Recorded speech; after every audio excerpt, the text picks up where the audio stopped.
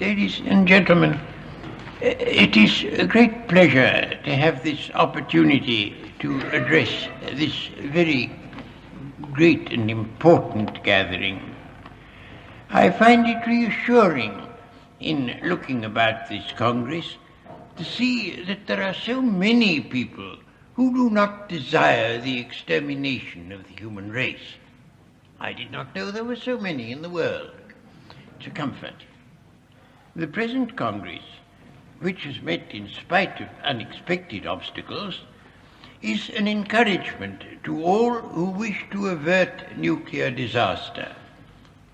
As yet, the danger to which the human race is exposed has not been sufficiently widely realized. It must be the business of all who think as we do to spread a knowledge of the facts and of the dire possibilities as widely as lies within our power. The duty which lies before us is not an easy one. It is not enough to abstain from supporting nuclear armaments or to advocate measures which, however desirable, have no chance of acceptance. What we have to do is not merely to abstain from participating in what we consider evil. We have to work actively for the creation of such a state of opinion and such new institutions as shall prevent any large-scale war, not only in the immediate future, but for centuries to come. This is a serious and difficult undertaking, but nothing less will give security for the survival of mankind. The spread of H-bombs to new powers is imminent and very dangerous. As you all know, it is because hitherto neutral Switzerland wishes to acquire H-bombs that we were prevented from holding our projected Congress at Basel.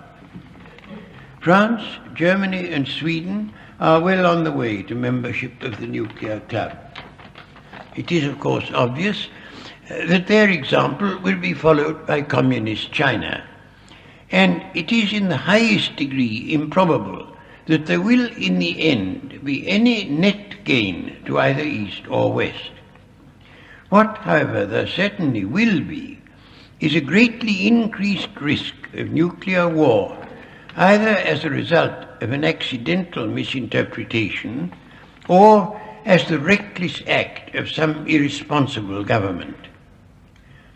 I should wish to see an agreement that only Russia and America, in the meantime, should possess H-bombs, and that to facilitate such an agreement, Britain should be willing to give up the bomb.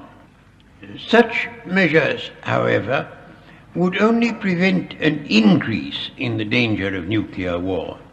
Something more is required if the danger is to be diminished. I think the first thing necessary is a change of outlook both in the West and in the East.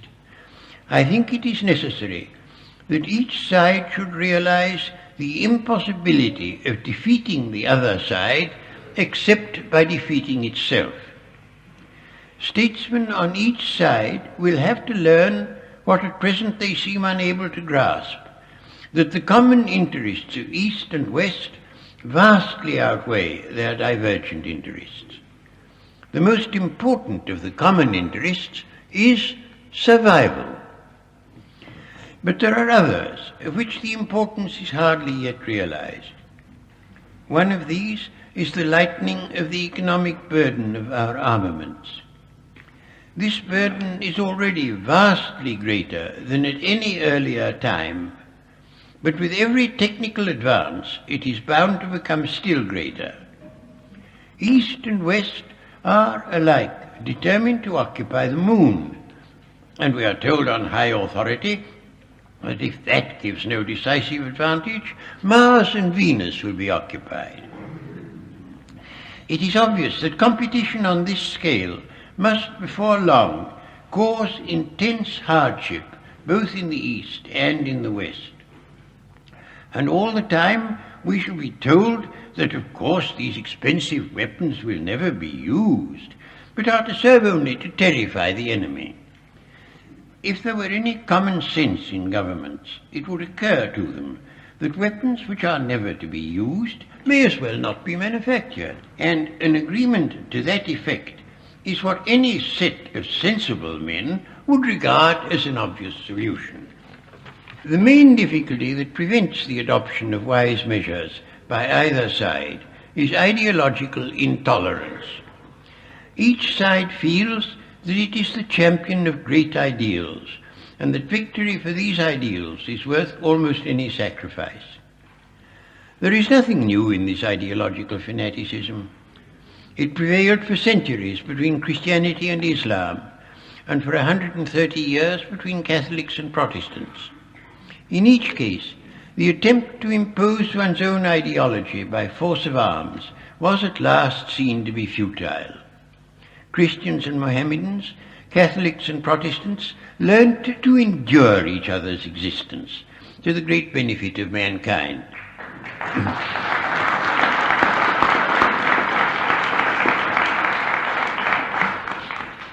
I should like to say in conclusion that our appeal must be at least as much to hope as to fear.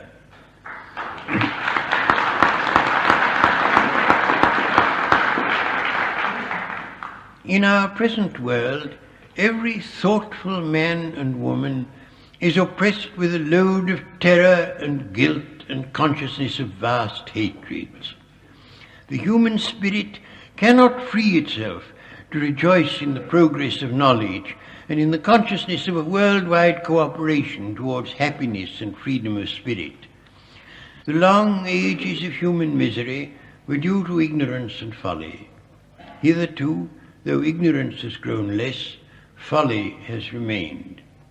It is open to mankind, if it will allow itself to enter upon the entirely possible heritage of joy, to inaugurate a new era surpassing anything known in previous history.